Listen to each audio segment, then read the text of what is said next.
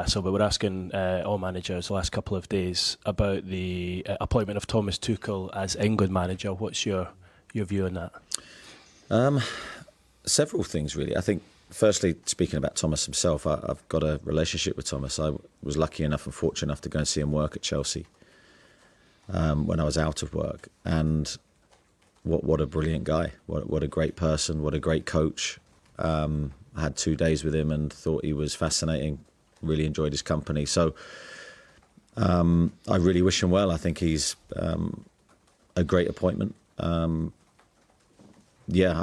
hope he leads England to many trophies.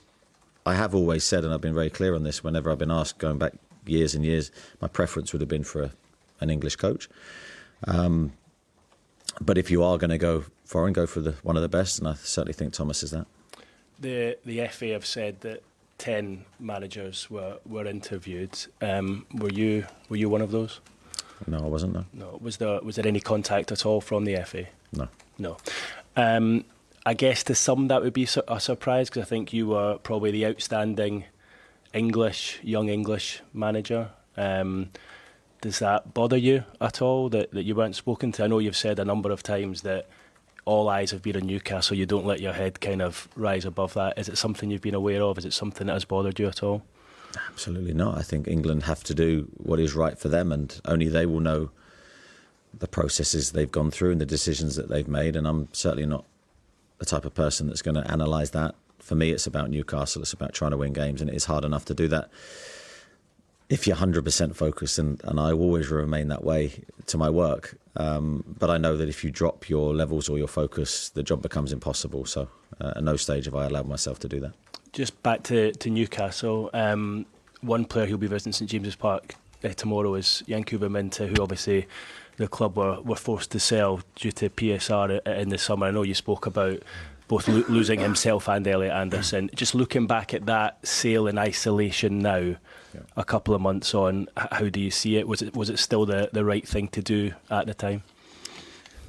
Yeah, in my opinion, it was absolutely the right thing to do, but it still hurts to have done it. We had no other option, and no matter what the narrative is in the future, regardless of how Elliot does and Yankuba does, it's still the right thing to do, in my opinion, for the benefit of Newcastle. We couldn't breach PSR, couldn't face a points deduction, and that the only two deals we had on the table at that time were the two deals that we did. So we didn't want to sell Yankuba at all. We believed in his potential, and everything about his profile fitted what we needed, but we had to make a decision based on finances. He obviously spent last season out on loan, but would the plan for him to have been involved with you this season? Yeah, it would have been, of course, if he was ours. We would have utilised his skill set and the attributes that he has, and we know tomorrow going against him we're going to have to defend very well because he's got standout qualities, pace, power, lovely left foot. So we're well aware of his strengths. Thanks, Eddie. Thank you. Rob? Hi, Eddie. Hi. Just taking you back to when you were 31, what did you find the most challenging? Was it the constant questions about your age, or was it that kind of dynamic of dealing with more senior players? No, I think my situation was different to Fabian's. I think for me, I was sort of thrust into management almost reluctantly at that stage of my career. And I hadn't prepared for the role in the sense that I had just started my coaching journey. I just started to get my mind around what coach I wanted to be, what style of football I wanted to play. I was just beginning to think that way.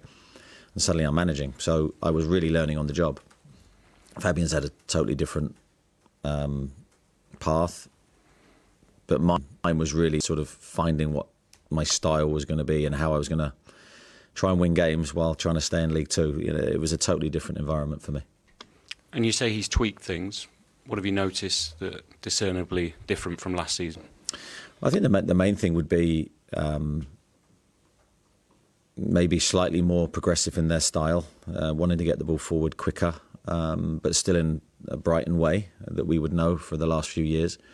But I think that makes them very dangerous because I think they've always had the very patient build-up, the very fluid tactically, but now with progression makes them a very difficult team to play against. Does it feel like you touched on you're hoping to hit top form soon, and the fact that you seem to have more weapons at your disposal coming back with Isak and Wilson. Does it feel like things are going well in that department? Well, we hope so.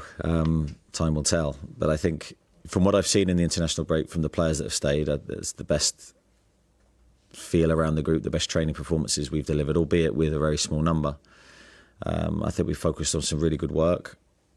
But it's always disjointed until the main body of the group come back. You're guessing to a degree of how you're going to look.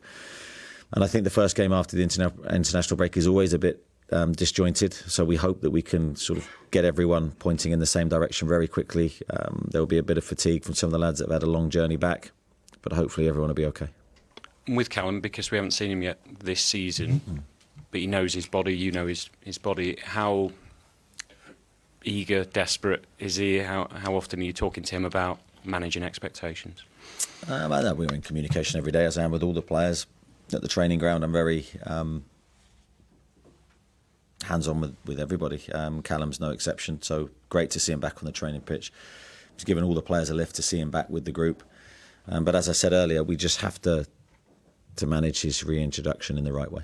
And just finally, your record at home, stretching back a long time now, is exceptional. What really underpinned that? I think what's underpinned that is, and I do say it a lot, and I'm sorry to repeat myself, but is the atmosphere created. You can't deny that has a huge uplifting effect on our performances. So the environment created, and of course then the players have to produce moments and the attributes in order for us to win the games. But I do think the environment is the key thing.